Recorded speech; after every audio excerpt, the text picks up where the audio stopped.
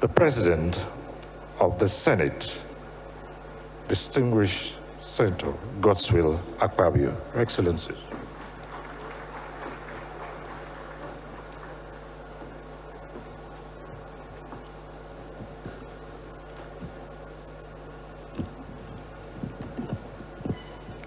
The chairman of today's occasion, our own former head of state, General Go on with one Nigeria. Former heads of states, commanders-in-chief of the armed forces of the Federal Republic of Nigeria, my brother, the Vice President of the Federal Republic of Nigeria, and his dear wife, representing our dear President, who is unavoidably absent, Asiwaju Bola Ahmed Tinubu, GCFR. You permit me to adopt all the protocols enunciated.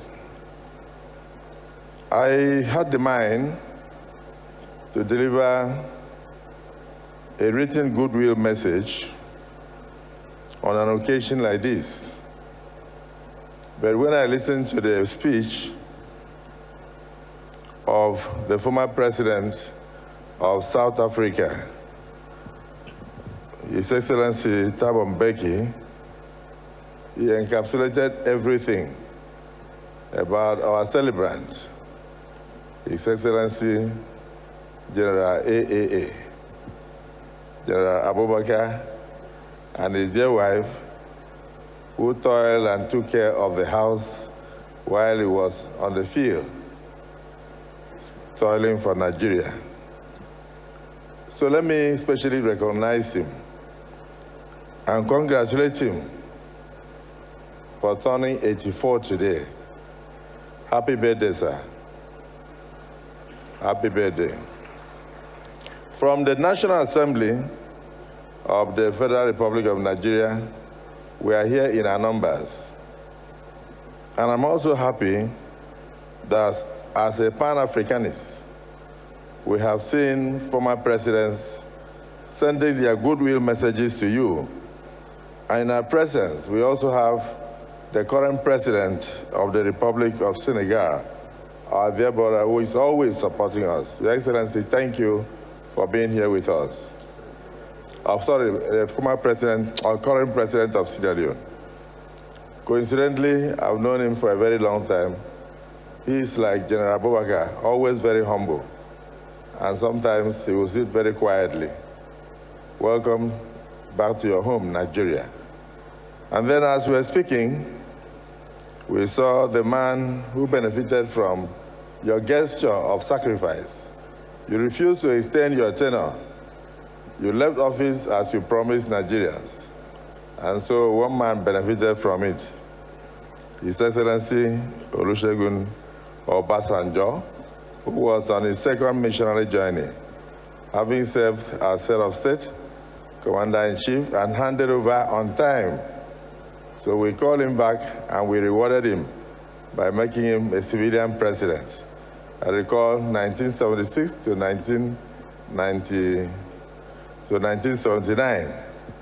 And he came back and took over from 1999 and served meritoriously and handed over power in a very serene and bloodless situation to his civilian counterpart. So welcome to this occasion. May God also continue to keep you for more decades to come to serve Nigeria and Africa. Many global leaders are here, and so I was once a governor, so my colleagues, former governors, are all here. I was once a minister, so former ministers are all here.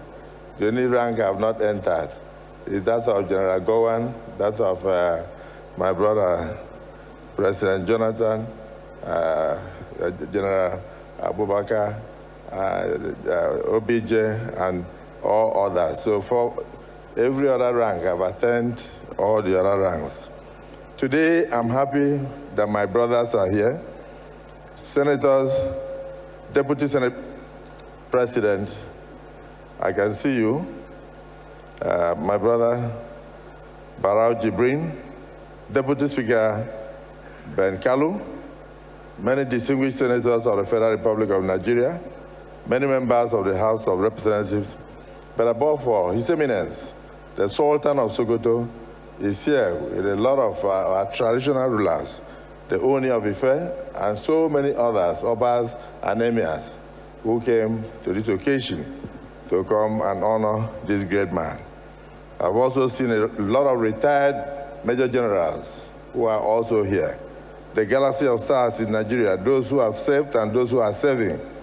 So even Governor Zulum from Borno State, alongside many other governors. I first saw Governor of Gombe State and so many. May God bless all of you for coming to honor this great man. So from the National Assembly, I will say that we are the beneficiaries of the great sacrifice done by General Abubakar in handing over power to a democratically elected government. We should actually crave your indulgence to have a day to honor you in the National Assembly. Because every government will have the executive, and every government will have the judiciary, but only democracy will have the parliament. So my presence here is an indication of the fact that you have covered all, and that you deserve the honor that we are giving you today. You brought democracy back to Nigeria. May God bless you richly. So we have been beneficiaries. So this podium will not be enough for me to stand and extol your virtues. From a personal note, I know you, I know your family, I know your dear wife.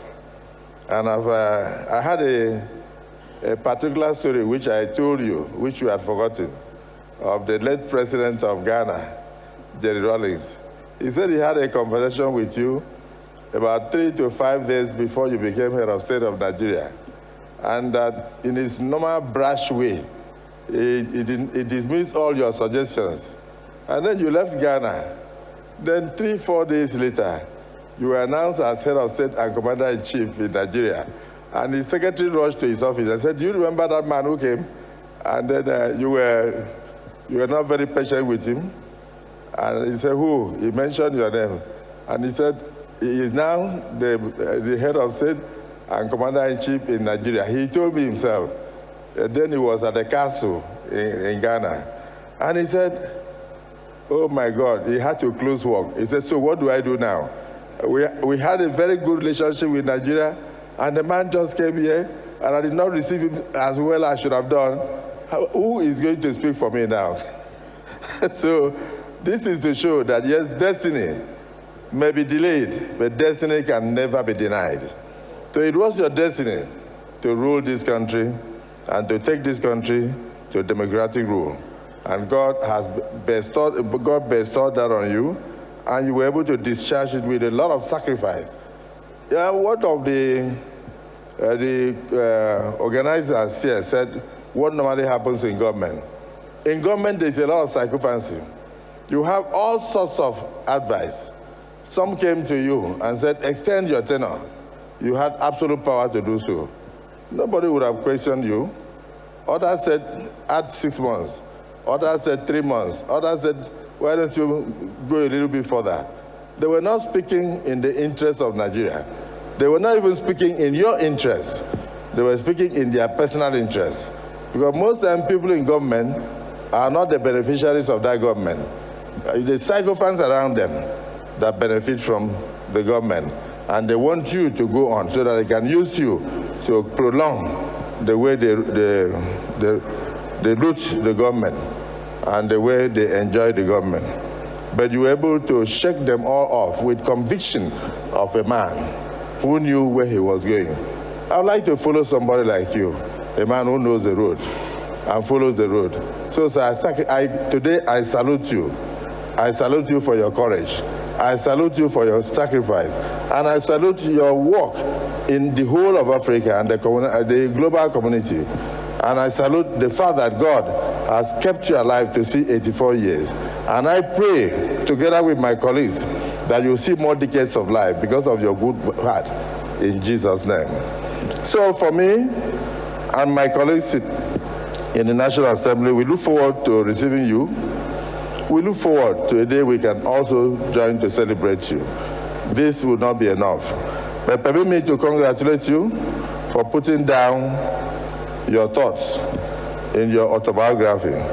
And permit me to also salute those who have added 2 books in your honor.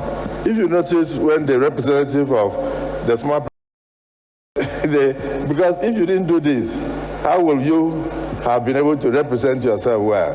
Future generations will never forget you because you were able to put the right things on the tablets.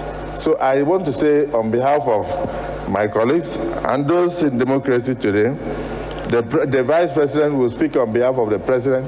Me, I can only speak on behalf of the Parliament, both at the national level and at the state level, to say that we are beneficiaries of your gesture. We are beneficiaries of your sacrifice, and may your sacrifice never be in vain. I must say that President Bola Ahmed Tinubu is grappling with a lot of enemies of progress, of what you left behind. Today, many are sponsoring insecurity in our country to paint that your democracy in a bad color. But I can tell you that with the determination of men and women in uniform, that the enemies we see today, we shall see them no more. You can imagine in a country where a child will stand up to kill the father because of tramadol and because of all sorts of, I don't know how to put it, but I can tell you, no matter the insecurity we see today, with men like you, the example you have laid behind, we will definitely defeat terrorism. We will defeat poverty in this country, and Nigeria will take its rightful place in the global community. Congratulations to you, sir. Congratulations to you. Happy 84th birthday, and congratulations to all of us. May God bless Nigeria in Jesus' name. Thank you.